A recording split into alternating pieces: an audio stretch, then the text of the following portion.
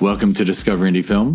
I'm your host, Jeff Howard, and I've got filmmaker Paul Lindsay with me on Zoom. Hey, Paul. Hey there, Jeff. How are you, man? I'm good.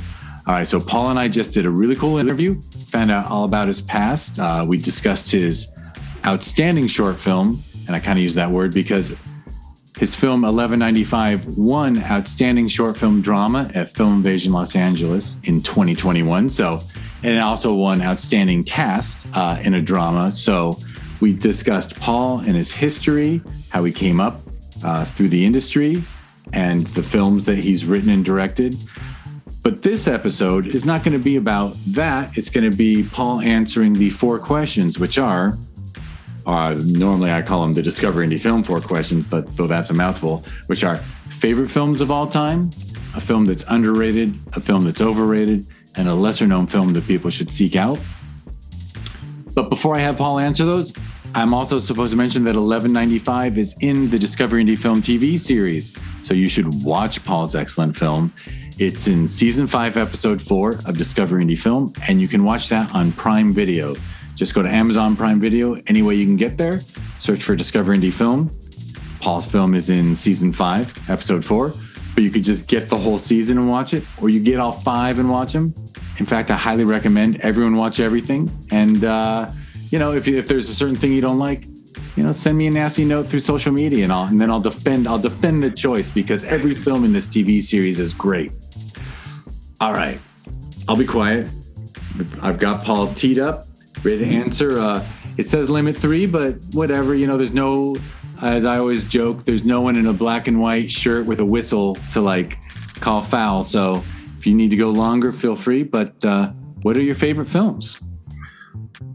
I'll limit to 3, even though there are films that are just great across the board. But I would say my favorite film of all time, unless something great comes out in the next, number of years, hands down. Actually, let me reverse it. Number 3 would have to be Blazing Saddles. Mel Brooks's Blazing Saddles. The most brilliant, just a brilliant film in every way. So irreverent, so funny, a film that could not be made today. But it's so genius for a Western to be done and breaking the fourth wall and then breaking genres. It was amazing. Mel Brooks. Breaking. Richard Pryor famously co-wrote it and was supposed to star in it, and the studio wouldn't let that happen. Right. Because he wasn't a megastar yet. Right. And so they cast Cleavon Little, and that was his only one of 2 movies that he did, and then he died. Yeah, tragic, because he was a talent. So good. But Blazing Saddles it's when I hold that in the pantheon of comedy films and my 3rd favorite film of all time. Second favorite film of all time is The Empire Strikes Back. I was always a Star Wars fan, but Empire Strikes Back had everything. It was a drama. It was an action movie. It was a love story. It was Shakespearean when you had father versus son, and it was everything. It was everything. I mean, the coolest line in movie history was uttered in that movie. Luke, I am your father? No. I love you. I know. Oh, yeah. Such a solo line. It was a great line. The solo nonchalance. Yes. He's about to die. I mean, picture this. You're about to die. Your boy just betrayed you. Your other boy's hanging with you. He's like, listen, I can't save you. You're telling him, listen, I'll be back. Just take care of her. I'll be good. You don't know if you're going to die. You don't know if you're going to live. All of a sudden, your girl's like, hey, I love you. You're like, I know. Like, how badass was Han Solo to say that at that time? The greatest movie line ever uttered. He was, I'm tempted to ask how old you were when that film came out. I was 10 or 11. 10, 11. Yeah, that's that film. It's the Star Wars universe hits hard when you see it as a kid, especially. Yeah, absolutely. And then number 1 all time, Goodfellas. Goodfellas is in a lot of ways, it's flawless filmmaking. I mean, talk about pacing and writing and cinematography and storytelling and acting. Everything. It's like, you say the word Goodfellas, enough said. Yeah. There's, I mean, what can you say about it that hasn't been said already? It's literally, like you said, flawless, absolutely flawless. And for the length and everything that you had to encapsulate in that movie, it's one of those movies that when it's on TV, even though you've seen it 100,000 times, you're going to watch it. I'll wait for the commercial. Like, I've seen it, but it's great. It's a great movie. I agree. In fact, it's funny. I don't know why I'm not intending to throw shade or anything, but it's so good that I think it makes me more critical of other films in the genre. Because I'm what do I need to watch that film for if I could just watch Goodfellas? Yeah. And that actually is a segue to an underrated film. All right. Which was Underrated. Casino. I love Casino. Casino was so underrated because it came on the tails of Goodfellas, but it was its own story unto itself.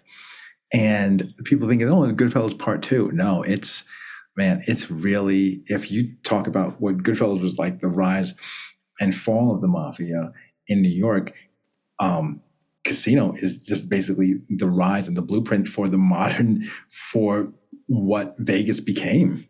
And it was so amazing. Totally different scope, everything, but it was amazing. It's, I would say more The Departed. On the flip, I love The Departed. Absolutely love The Departed. But I was like, and people loved it, but I was like, enough. I've seen it. And then to follow up, which I loved it though, but was The Irishman. It's like, enough. And people raved about it. I'm like, I've seen it again. I'm with you. I had the hardest time actually getting through it. I had to watch it in 35, 45-minute spurts because I was like, your exact words. I've seen this. I've seen these guys do this. Yes. The visual, what they did with The Irishman with some of the visual effects, I thought was great. But the story itself, I was like, I did this. All this missing is the Lufthansa heist. And you're just like, come on, I've seen this. But the thing is, I have to be careful when I say that about overrated movies, because you might say that the movie's overrated, but there is a labor of love and of passion that went to all these. And I would never want to dump on someone else's love and passion. For sure. Do you want to skip overrated or? No, I just basically did it with the. Which is it? Oh, is it Departed? Departed and the Irishman. I thought they were great, but they so much love given to them. I was like, okay. I'm with you, and I mean, I often say on this podcast, I'm like, the term overrated. You're not saying it's a bad film. It could be a great film that you love, right? But the awards it gets. I sometimes use the example of, No Country for Old Men. I'm a huge Coen Brothers fan. Yeah. But I don't think that one's their best film, and that one's Best Picture. And like amazing films that they made before that, like Miller's Crossing, weren't even nominated. I'm like, that's a little overrated for me. Like it's just because it won Best Picture. And honestly, it beat There Will Be Blood, which I didn't think it should have. So anyway, but yeah, right. But I still love the film. The critical receptions felt off to me. I think we all witnessed a turning point in movie history when they had awarded La La Land the Best Picture and then realized they made a mistake and had Moonlight. And I think that opened the door for a new wave of filmmakers. That didn't have to be the Hollywood system. That could be a simpler film. Because the one that won last year was, what was the, Nomadland? Not Nomadland. The one before with the Korean family. Oh my God. Oh yeah. Oh, this is embarrassing that neither of us can think of it, but holy hell. It wouldn't have won 5 years ago. Wouldn't have been nominated. There you go. And I said we watched that diaspora shift. So that's God. What's the name of it? It was a simple name. Yeah, when we think of it, I am using my phone now. I am trying to find out Parasite. Parasite. That's why, because it's one word and it's actually sort of a metaphor, right? Because there is no parasite in the film. The fact that it's called Parasite and it's not a zombie movie is kind of funny to me. Right. Exactly. So that was, that was one of those, that was interesting to watch that. Yeah. And you're embracing that smaller, more artistically driven films are getting this acclaim. Sure. I remember Monster. I remember The Crying Game. Phenomenal, quiet movies. Yeah. Yeah, brilliant films. I would say the one that, and I've been talking about this for ever, is Locke with Tom Hardy. I haven't seen it, but I've heard about it. Man. Again, a simple movie. Locke. Locke. Is that your lesser known people should seek out, or you got to? Yeah. That's your lesser known. Yeah, Tom Hardy comes up a lot. That guy, he's good. He's good. I mean, as an actor, he's good. I don't know about him as a human being, but he is. Yeah, as an actor, he's amazing, and he does smaller films that just really impact people. Because what can I say? As a guy doing this podcast, I hear his films come up a lot. There's also the one where he played a fighter. Yeah. Warrior. Yeah. Yeah. A lot of people feel that was an overlooked film. There was a Jake Gyllenhaal film, God, that just came out where he played a dispatch officer. Oh, Ambulance? No. Hold on. Google. We got to go to Google for a second. I know. Jake Gyllenhaal. Jill? I'm going to get it for you right now. And it was called, oh my God, The Interpreter. No, was it? The Guilty. The Guilty. I hadn't heard of The Guilty. Jeff, watch The Guilty. Watch The Guilty.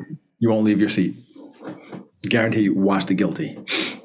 All right, I will seek out that. There's two to seek out: Locke with an E and The Guilty. I am literally going to call you next week. I promise you, out of my heart. I'm going to call you. You're like, did you see? Push the lock off. See The Guilty? You'll owe me. You'll owe me for that. It's amazing. Okay, you got a deal. It was a I think a Danish film before, and he loved it so much he took it, Americanized it. Yeah, it's amazing. Excellent. Yeah. All right. Well, good list. I like you're very, very Scorsese heavy. I love that that Scorsese got a lot of love and then turned around, and also that it's just great. It's great. You're a fan of the masters. One more, which is heavily underrated, but I love it.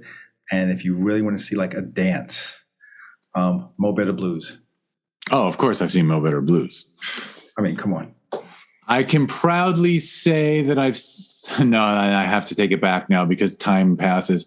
But I've seen nearly every Spike Lee film ever in the theater when it came out, because I'm the perfect age to see She's Gotta Have It when it first hit, and it was only playing art house theaters. Yeah. And I happen to live in a household where we quote School Days all the time. Yeah. And then She's Gotta Have It. Mo Better came right after She's Gotta Have It, right? So that was amazing film. She's Gotta Have It. School Days. Mo Better. Do the Right Thing. Malcolm X. Because I had a jacket that had the listing of it and it said 5 for 5 with an X on the back. That's right. Wow. Dating myself. That's crazy. Absolutely. Well, hey, nothing wrong with that. There you go. You're doing well. Cool, brother. All right. You want to let people know how to find you and follow your work? Yeah. My social is Go Get Paul, GOGETPAUL, at all social media. Go Get Paul at all social media. And you'll definitely want to go check him out on social media after you watch the film 1195 that's in the Discovery Indie Film TV series. Just go to Amazon Prime Video any way you can get there, but hopefully on a big fat TV because films should be appreciated on a large format. Go to Discovery Indie Film on Prime Videos and enjoy. Season 5, Episode 4 has Paul's film 1195 in it. And I will mention that if you're listening to this, please like and subscribe. Give 5 stars. Give 5 stars to everything. In fact, that TV series I just mentioned, it wouldn't hurt you to go to Amazon.com and go to the Prime Video tab and give the TV series 5 stars. There you go. Why not? Why not? It's free to be kind. And if you want to learn more about this podcast and the TV series that it gave birth to, just go to discoverindiefilm.com, and on social media, it's at DIFwins. And I think at the top I mentioned that Paul's film 1195 won a couple of awards at Film Invasion Los Angeles, which is a festival I program. If you want to learn about that festival, we hold every June, which means one is coming sooner than I will start losing sleep if I think about it, but it's coming in June. So you can learn more if you go to filminvasionla.com, and it's at filminvasionla on social media. And it does have a sister festival every November. That's the Sherman Oaks Film Festival. Paul and I happen coincidentally, even though we're not in the same room for this podcast, we're on Zoom, but we're both Sherman Oaks residences. So you should support the Sherman Oaks Film Festival. We hold it every November. You can learn more at ShermanOaksFF.com, and it's at ShermanOaksFF on social media. And I don't think there's anything else I'm supposed to say. So there you go. Thank you, Paul Lindsay. Thank you, Jeff. All right, bud. Great list. And I will thank everyone for listening. Thanks, bud. I appreciate you, Jeff. Thanks, man. Thank you. See you, bud.